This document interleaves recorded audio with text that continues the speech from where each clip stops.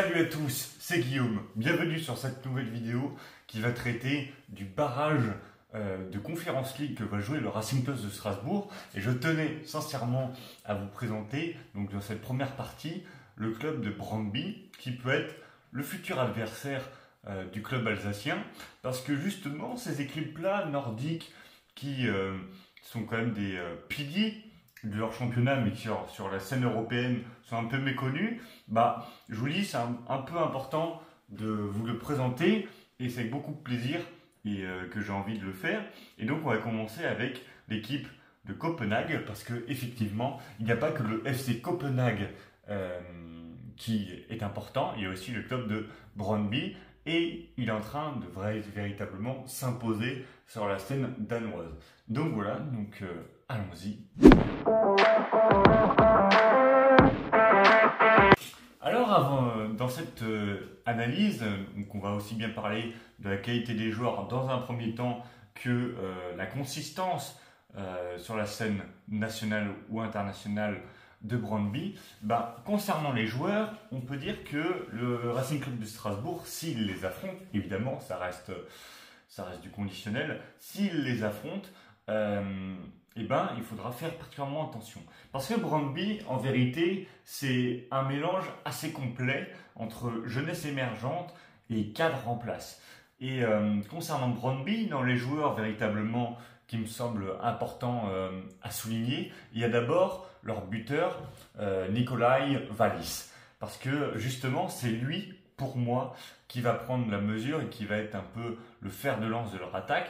Parce que pour être honnête, avec ce mercato, Brøndby a été dépouillé littéralement de ses gros joueurs, notamment deux qui sont Mathias Wiggarden, qui a été transféré du côté de Norwich en D2 anglaise pour une quinzaine de millions d'euros à peu près, et qui était vraiment la jeunesse venant de Brøndby et qui a tout éclaté. D'ailleurs, il en est que le RC Lens y a longtemps cru en voulant le recruter.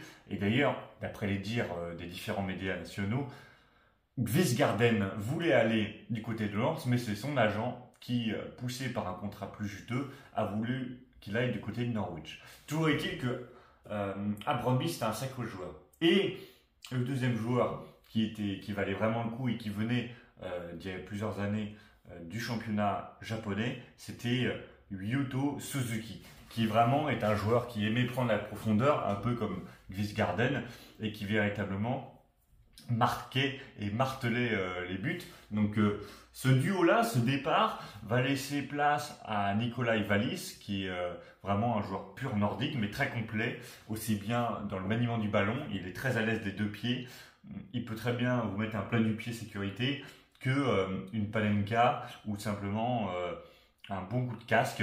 Donc c'est vraiment quelqu'un, l'archétype moderne du joueur nordique qui est imposant, qui est physique, mais qui en même temps n'est pas mauvais avec ses pieds, loin de là. Et sur le plan statistique, là c'est le tout début de la saison au Danemark, donc il a un but et 2 passes décisives, mais dans le passé, il a été aussi bien il y a 2 ans, si je me souviens bien, il était à 13 buts et 8 passes décisives, et l'année auparavant, donc c'était il y a 3 ans, il était à 8 buts, 9 passes décisives.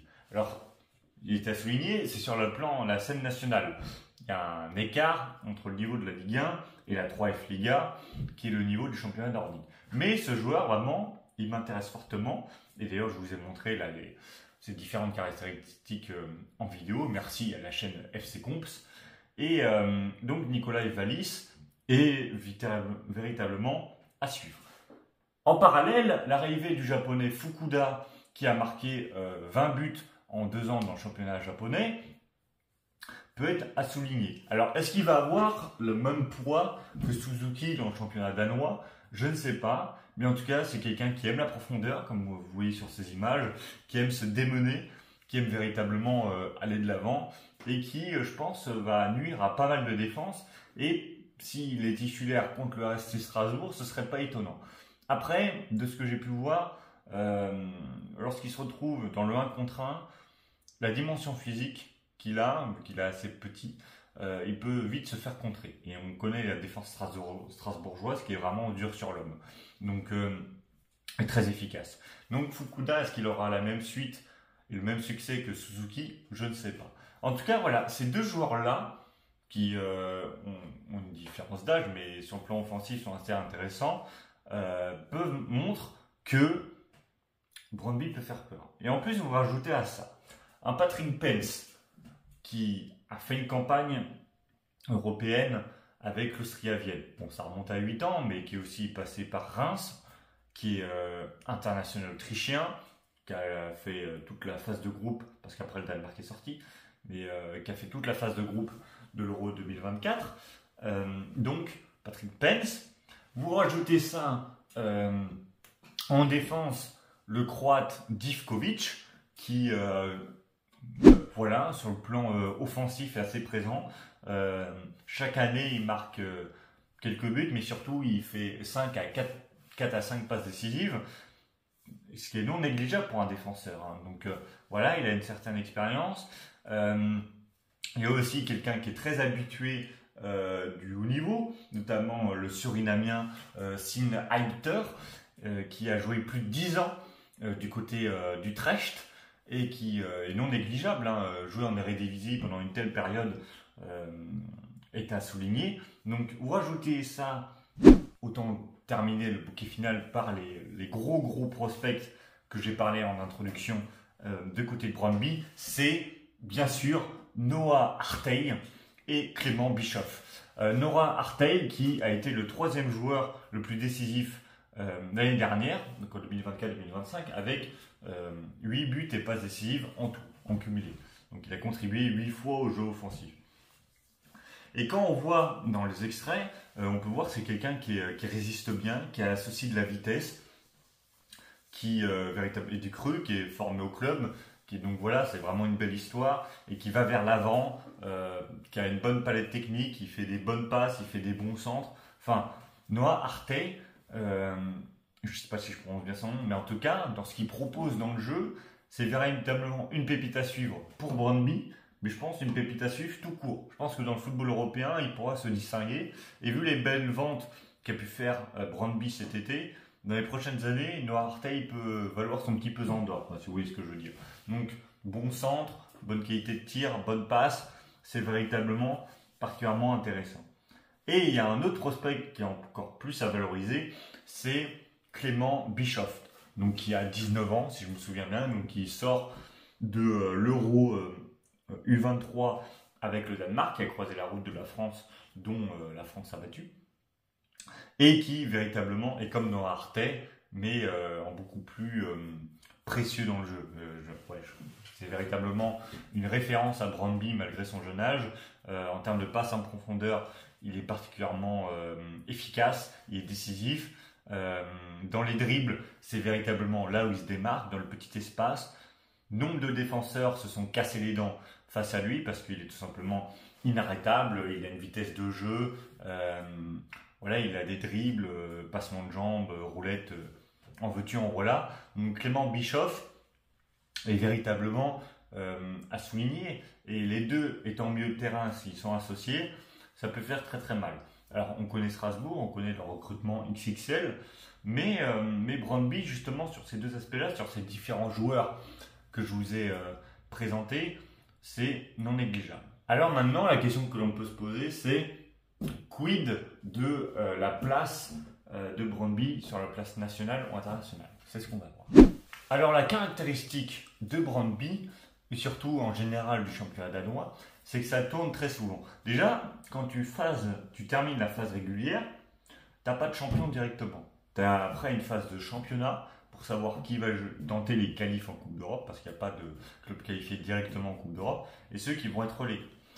Et Brøndby n'a pas été champion, ça fait très longtemps qu'ils n'ont pas été champions. Je ne sais même pas si elles sont dans les statistiques SofaScore, mais en tout cas, Brøndby, il tourne entre lors de la phase régulière, la 3e et la 6e place.